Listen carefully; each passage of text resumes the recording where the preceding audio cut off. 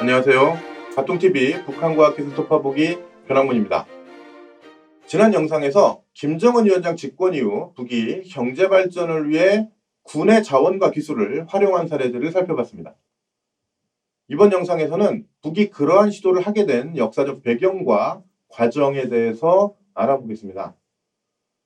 먼저 북에서 민간경제, 민간과학기술에 대한 군수공업, 국방과학기술의 비교 우위가 시작된 계기는 1962년 12월 경제와 국방의 병진 노선 채택입니다. 북과 소련의 갈등, 중소관계 악화, 미국의 베트남전 확전, 미국에 대한 소련 후르쇼프의 유화적 태도, 한미일 삼각동맹 현실화 가능성 상승 등 북의 위기감을 높인 사건들이 연이어 일어나자 북이 이에 대응해서 경제 발전에서 일부 제약을 받더라도 우선 국방력을 강화해야 한다고 하면서 병진 노선을 채택했습니다.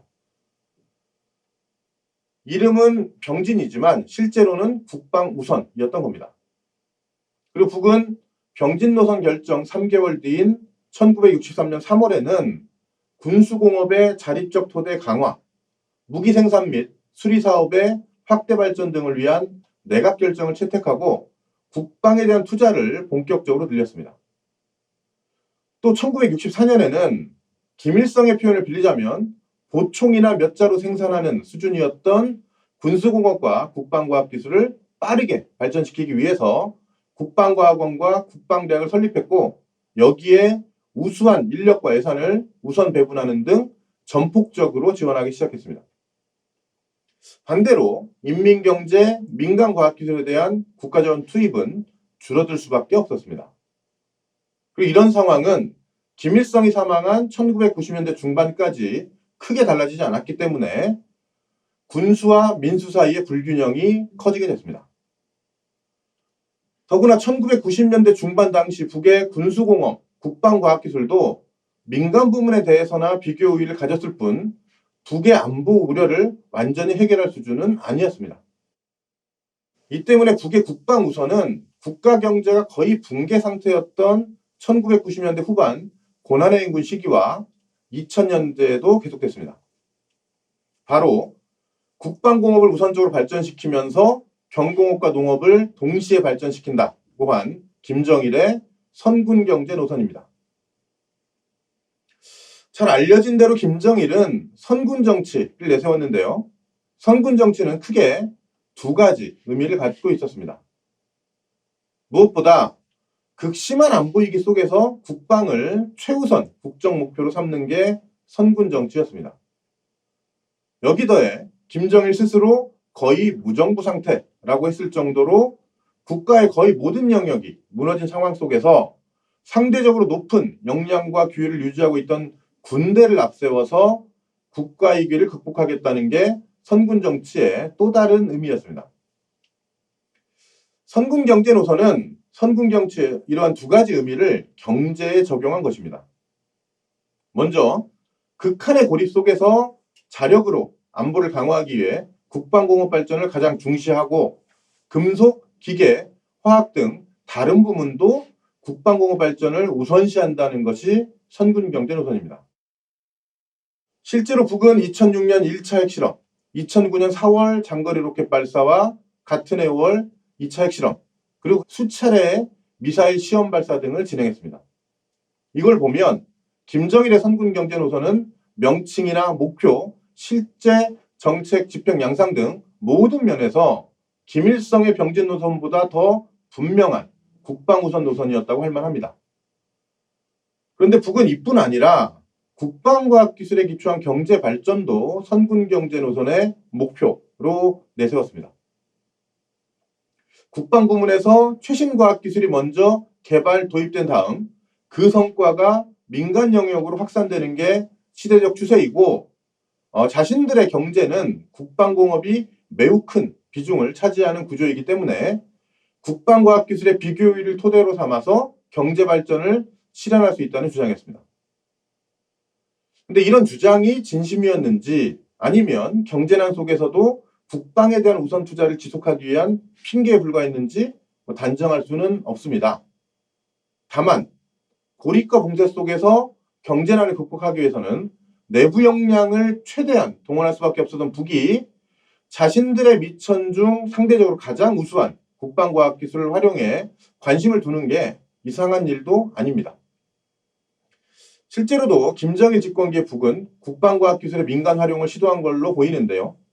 대표적인 예가 CNC, 즉 컴퓨터로 각종 설비를 정밀 제어하는 기술입니다. 북은 2009년 4월 장거리 로켓 발사 성공이 자신들이 자체 개발한 CNC 기술에 기반을 둔 것이라고 주장하면서 이후에 CNC를 여러 공장에 확산하려 했습니다. 경제 CNC화라는 이름으로 CNC 기술을 민간 생산 현장에 도입해서 생산과 경영의 효율성을 높이려 한 겁니다.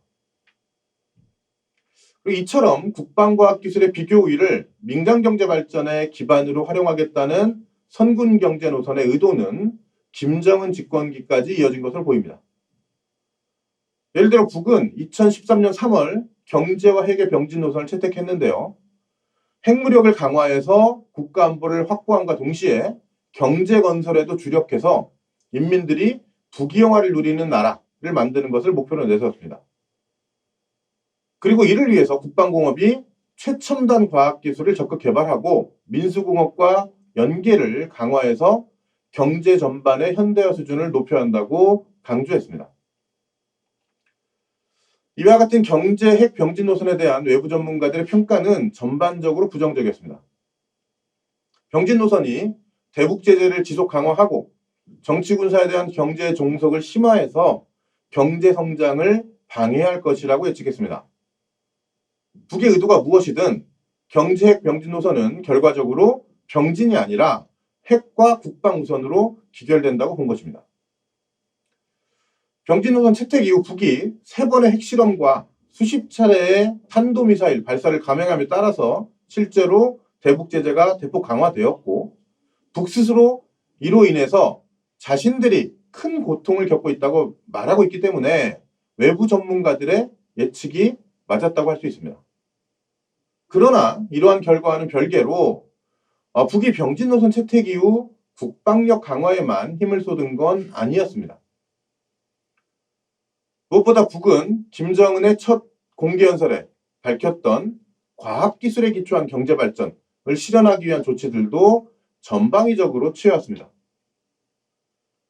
주민 전체의 과학기술 역량을 높이기 위해서 소학교부터 성인교육에 이르는 교육 전반에서 과학기술 교육의 대폭 강화, 교육환경 개선을 시도해왔고 과학기술에 대한 전 사회적 투자를 확대하고 과학자 우대 정책도 강화했습니다.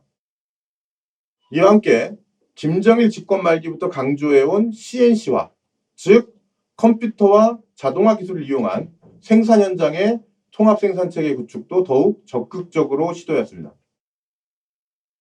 그리고 지난 영상에서 살펴봤던 대로 군의 자원과 기술을 경제 발전에 활용하려는 시도도 지속해왔습니다.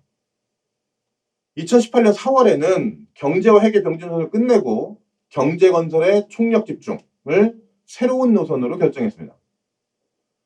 2017년 11월 장거리 미사일인 화성 15형 발사에 성공함으로써 핵무력을 완성했으니 앞으로는 국가의 모든 역량을 경제 발전에 투입하겠다는 것이었습니다.